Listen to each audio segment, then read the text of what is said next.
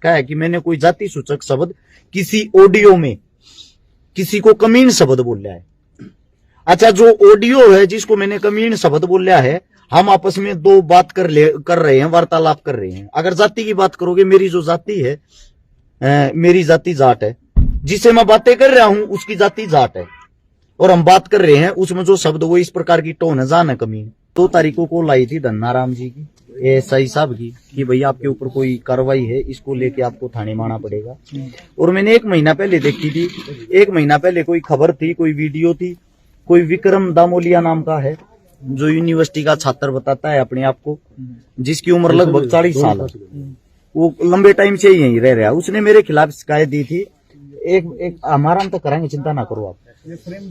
तो उसने जो शिकायत दी थी, उस शिकायत के दौरान उसने लिखा है कि मैंने कोई जाति सूचक शब्द बोले ना, तो उन्होंने उस चीज को पेश किया है यहाँ पे कि वो जाति सूचक शब्द कहाँ बोले हैं, किसको बोले हैं, कब बोले हैं।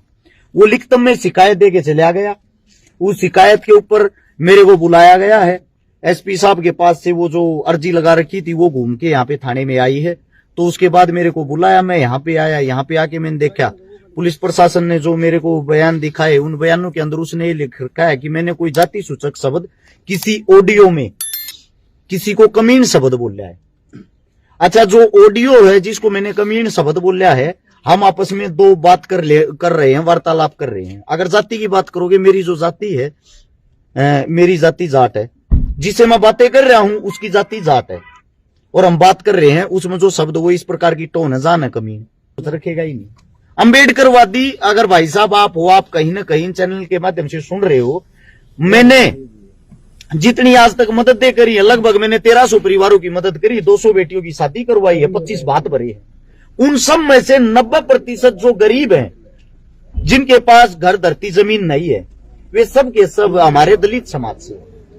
अम्बेडकरवादी तो यार हम तो हर रोज मदद कर रहे हो। अब मैं गारंटी देता हूं, आप एक मदद गिनवा देना अपने ही समाज की, जो आपने की हो अम्बेडकर को पढ़ के। आप अम्बेडकरवादी बताते हो अपने आप को, ये तुच्छ हरकतें करते हो। उसे दूसरी बात आप सभी को मैं बता देता हूं, लगभग उसने, मैंने जो उसकी हिस्ट्री निकाली, 17-18 आदमियों पे पहले भी SC/ST एक्ट लगवाया है। 5,000 रुपया में राजीनामा कर लिए है।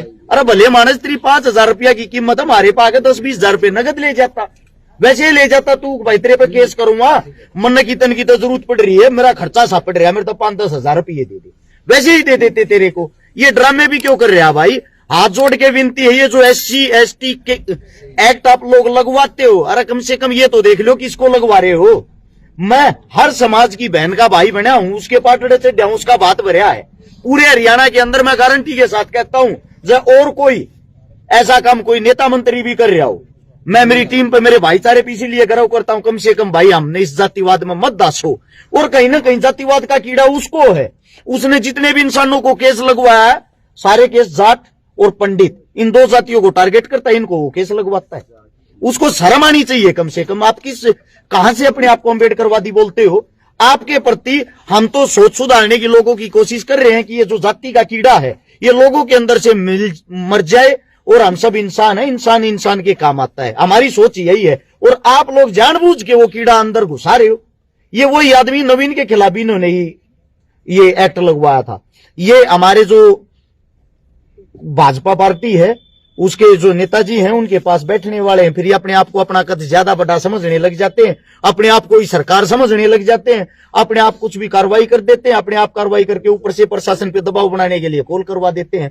प्रशासन ने हमारे साथ बहुत ही अच्छा सलूक किया, बहुत ही प्यार से बातें की, प्यार से हमारी बातें सुनी, और प्रशासन को साफ साफ पता है अरेस्ट शिकारा की कोई गलती नहीं है।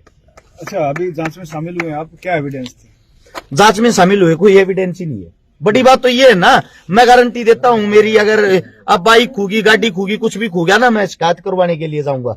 हो सकता है मेरे को इंतजार करना पड़े, इतनी फाइलें पड़ी रहती हैं, पुलिस प्रशासन के पास इतने काम रहते हैं। ऐसे इंसानों की आते ही तुरंत इनकी सुनवाई हो जाती है। किस लिए होती है? क्योंकि ऊपर से कॉल करवाते हैं बड़े बड़े आकाओं का, बड़े बड़े नेताओं का, बड़े बड़े मंत्रियों का।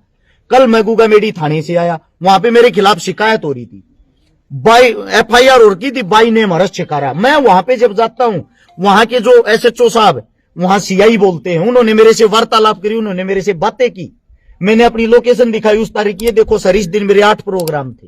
और आप में हमारे में 270 किलोमीटर का फर्क है। 270 किलोमीटर में 1 घंटे के अंदर कैसे आ जा सकता हूं इस वारदात को अंजाम देके।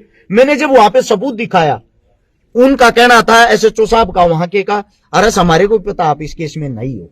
और जो आदमी था अगले वाला जी शिकायत करता, वो भी आके ये बोला हमारे को पता आप नहीं थे। अरे भाई जब मैं नहीं था तो मेरा क्यों नाम लेते हो, मेरा क्यों समय खराब करते हो। अब कल भी मैंने एक केस में जमानत करवानी है। हर्ष, जो SC/ST एक्ट है इसकी जांच एक HCS ऑफिसर HPS ऑफिसर करता है, DSP लेवल का। क्या DSP थे यहाँ पे? यहाँ पे DSP सर नहीं थे, लेकिन जो मेरे को बताया गया है, जो जिस चीज की जांच चल रही थी वो SP साहब के पास से ही होके आई है। यानी कि DSP और SP साहब के पास से होते हुए दोबारा से थाने के अंदर आई है कि उनको बुलाया जाए, उनके बयान लिए जाए। धन्यवाद आप सबका।